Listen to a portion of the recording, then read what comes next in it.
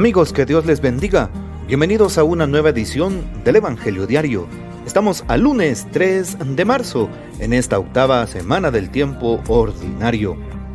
Y para hoy recordamos y celebramos en la liturgia de la iglesia a San Marino mártir.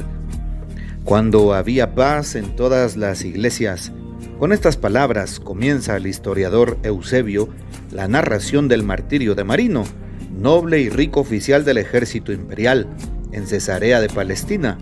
El período de paz de que habla Eusebio es el instaurado por Galieno, que en el año 260 había emanado un edicto de tolerancia para con los cristianos. Evidentemente no todos los magistrados condividían la política de distensión. Por eso no faltaron casos de intolerancia como el sucedido al noble Marino y al senador Asterio, que el martirologio romano celebra hoy conjuntamente con el título de mártires. Esta es la narración de Eusebio. En Cesarea de Palestina había una vacante para el puesto de centurión. Ese puesto le correspondía a Marino. La promoción ya le había sido notificada y él esperaba solo la entrega de la varilla de vid, símbolo del grado de centurión romano. Pero otros ambicionaban esa promoción. Uno de los más obstinados pretendientes se presentó al tribunal declarando que, según las antiguas leyes, Marino no podía recibir ninguna dignidad romana, porque siendo cristiano se negaría a ofrecer sacrificios al emperador. El juez, un cierto Aqueo, fastidiado por este contratiempo, le preguntó a Marino cuál era su religión. La respuesta del soldado fue clara e inmediata: soy cristiano. El juez le dio 3 horas para reflexionar. Cuando salió del tribunal, se encontró con el obispo Teocteno, que, después de haber conversado con él, lo llevó a una iglesia y allí lo condujo a los pies del altar. Después le levantó el manto y le mostró la espada que llevaba al cinto. Luego le mostró el evangelio y le dijo que escogiera. Marino no dudó ni un instante y escogió el evangelio. Sé pues de Dios, concluyó el obispo, vete con Dios y fuerte en la gracia, consigue lo que has escogido, vete en paz. Habían pasado las 3 horas. Marino regresó al tribunal y ante el juez proclamó su fe, con valentía todavía más grande. Inmediatamente fue condenado a la pena capital y ejecutada la sentencia. Durante el martirio del joven oficial estaba presente Asterio, que quiso emularlo en la valentía, echándose sobre las espaldas el cuerpo del mártir para darle digna sepultura, sabiendo que ese gesto lo comprometería a él. En efecto, añade Rufino, el traductor de Eusebio, Asterio compartió casi inmediatamente con Marino el honor del martirio. Pidamos pues la poderosa intercesión de este gran santo mártir, San Marino. Y para hoy tomamos el texto bíblico del Evangelio según San Marcos, capítulo 10, versículos 17 al 27. En aquel tiempo, cuando salía Jesús al camino, se le acercó corriendo un hombre, se arrodilló ante él y le preguntó: Maestro bueno, ¿qué debo hacer para alcanzar la vida eterna? Jesús le contestó: ¿por qué me llamas bueno? Nadie es bueno sino solo Dios. Ya sabes los mandamientos: no matarás, no cometerás adulterio, no robarás, no levantarás falso testimonio, no cometerás fraudes, honrarás a tu padre y a tu madre. Entonces él le contestó: Maestro, todo eso lo he cumplido desde muy joven. Jesús lo miró con amor y le dijo: solo una cosa te falta. Ve y vende lo que tienes, da el dinero a los pobres y así tendrás un tesoro en los cielos. Después ven y sígueme. Pero al oír estas palabras el hombre se entristeció y se fue apesadumbrado, porque tenía muchos bienes. Jesús, mirando a su alrededor, dijo entonces a sus discípulos: qué difícil les va a hacer a los ricos entrar en el reino de Dios. Los discípulos quedaron sorprendidos ante estas palabras, pero Jesús insistió: hijitos, qué difícil es para los que confían en las riquezas entrar en el reino de Dios. Más fácil le es a un camello pasar por el ojo de una aguja que a un rico entrar en el reino de Dios. Ellos se asombraron todavía más y comentaban entre sí: entonces, ¿quién puede salvarse? Jesús, mirándolos fijamente, les dijo: es imposible para los hombres, mas no para Dios. Para Dios todo es posible. Palabra del Señor, gloria a ti, Señor Jesús. Bueno, Qué importante es saber que esta semana la iniciamos en el nombre del Señor. Ya iniciábamos este mes de marzo hace 2 días, ¿sí? Y justo estamos empezando este tercer día. El tiempo corre demasiado pronto y ya en las vísperas de celebrar el inicio de la Cuaresma. Así que preparemos el corazón. Hoy también, a través de San Marcos, en el capítulo 10, Jesús se encuentra en el camino.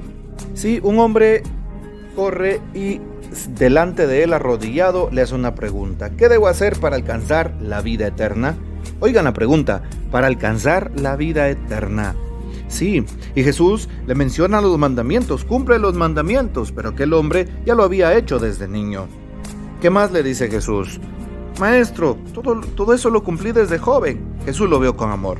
Te falta una cosa, y Jesús le pide que venda todo y que le dé el dinero a los pobres, que reparta sus riquezas a los enfermos y necesitados. Bueno, hoy nos damos cuenta que la palabra de Dios no solamente se basa en cumplir los mandamientos, que es muy importante, sino más bien de amar al prójimo a través de dar aquello que tengo. Y cuando le preguntaron a Madre Teresa alguna vez: Madre Teresa, ¿cuánto debo dar? Tienes que dar hasta que duela. Evidentemente vamos a dar aquello que duela. Qué fácil es dar, por ejemplo, a alguien que te pide comida, algo frío, algo que ya no te vas a comer, algo que te sobra. Qué fácil es darle a una persona una limosna y darle poquito, ¿sí? Darle algunos centavos, darle aquello que sabes que no es que te vaya a servir, porque muchas veces es lo que uno piensa. Bueno, aquello que el céntimo que tengo, aquello que no voy a utilizar en este momento, aquello que no me quite pues una cantidad considerable. Vean cómo nosotros pensamos. Sí, en cambio hoy Jesús pide que lo demos todo. Pide que cuando demos hasta que duela.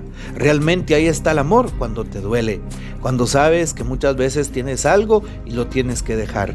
No dejan de impresionarme testimonios de personas que aún estando sin trabajo, que aún teniendo que hacer los pagos correspondientes de su casa o de comprar comida, le han dado el dinero a los más necesitados o a los que sufren, y automáticamente el Señor se los provee y se los multiplica. Interesante esto. Bueno, hablando cuestiones económicas, pero muchas veces el Señor nos invita a que demos, y a que demos con constancia, y a que demos con radicalidad. Sí, que demos con radicalidad, de tal manera que el tesoro que vamos a ir pagando está en el cielo. Que demos nuestro tiempo con radicalidad, que demos un buen servicio con radicalidad, que demos la mía extra cuando evangelizamos con radicalidad. Es lo que pide hoy Jesús. Y aquel hombre se va apesadumbrado y triste. ¿Por qué? Porque no se quiere comprometer, porque tenía muchos bienes.